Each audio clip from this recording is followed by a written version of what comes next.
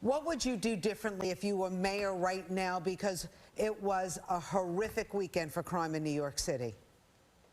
Yes, and you're so right. And that is a beautiful community there, hardworking, an immigrant population. But they were our first responders, and to see them traumatized, where 10 people are shot, over 30 rounds were discharged. It's just a terrible signal, and it was well organized, having 2 people on mopeds, 2 people discharging the guns, and then having to get away. That is unacceptable, and it sends a strong message. So I have been saying this for some time now. Number one, we need what I call a JGTF, Joint Gun and Gang Task Force, similar to what we did during the 9/11. We had a Joint Terrorist Task Force, and you see what happened. We were able to stop many terrorist attacks. We have to have information sharing. We have to go to the source of where guns are coming into our city, and we have to pass the president's bill of getting real resources on the ground to fight this problem. So Curtis Lewa, who's running against you for mayor, says we need to bring back stop and frisk.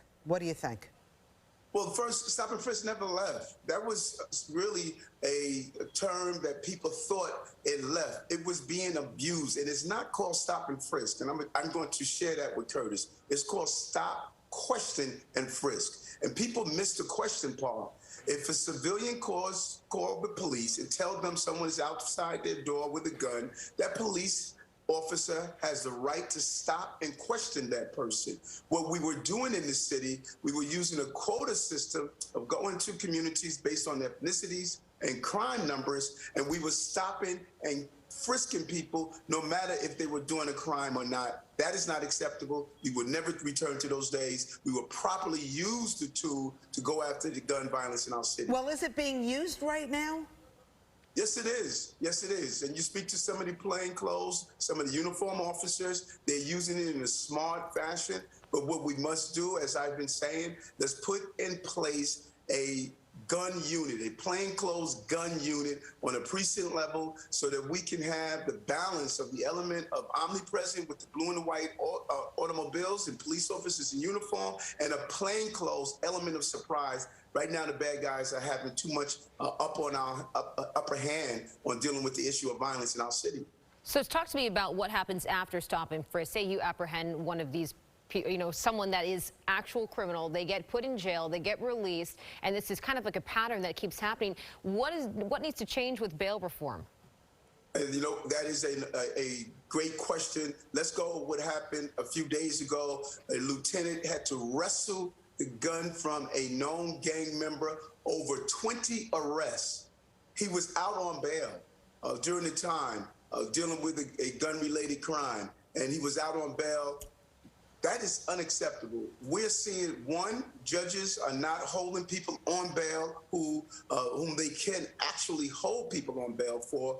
2, we need to look at some of the crimes on the list of bail reform. I keep saying that we should not have any violent felony on that list. If you commit a violent felony in this city, one of the predatory crimes they call the 7 majors, you should be held accountable, and we have to give discretion to judges to allow them to determine if a person is a serious flight risk and imminent danger to our city. And right now, we're not doing that. So why was that ever put in place to begin with, though? Who wanted to change that, and who thought that that was going to make it better?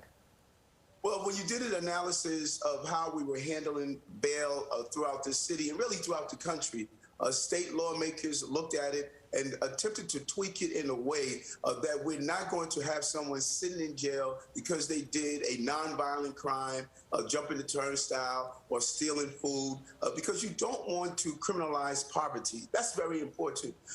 You want to put people on a pathway of success to end inequalities. I think we went too far, and I'm hoping that our state lawmakers will re-examine this, and our judges will understand that we have to give bail to those dangerous offenders that are causing the crime we see in the city, particularly gang violence. If we don't zero in precision policing on those known shooters and those disband and take down these gangs, we're never going to resolve this problem. That was a gang shooting that we saw in Queens. Let's talk a little bit about the news you've been making lately, going against the socialist movement. Are you concerned that some people like AOC might rile up their followers online against you? I mean, you know, they're very good online. You know, people are good on tweets. I'm good in the streets. You saw when the number of people who voted for me, particularly in the outer boroughs and north of 96th Street in Manhattan, you saw everyday New York is coming together, and I'm excited about that. I'm excited about that blue-collar energy that I brought to the campaign. And so it's important when you're running for office. We are campaigning right now. My job is to show voters the difference between Eric Adams and the others that are in the race. So this is not a personal attack on any particular elected official. This is showing voters that I don't have a socialist mindset. I have a mindset of ending inequalities, improving our city's economics, keeping our high-income earners here because they pay taxes that allow us to have the police officers, the teachers, the firefighters, and making sure that we can put New Yorkers on the pathway to middle class. And that's my goal, and I'm going to share that in the next few months to the voters. All right, and you have a big announcement going on today in just a few hours?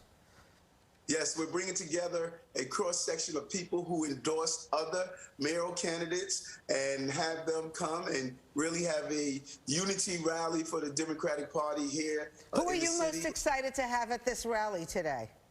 Oh, you know, that's like a hidden secret of who the names I'm going to roll out. But I have been having several meetings with a lot of my colleagues, and I'm excited about even some who you would be surprised will actually give us the nod. People are coming to the table together and say, let's move towards the future of this city, Eric, and I'm excited about it. Will Maya and Diane be there?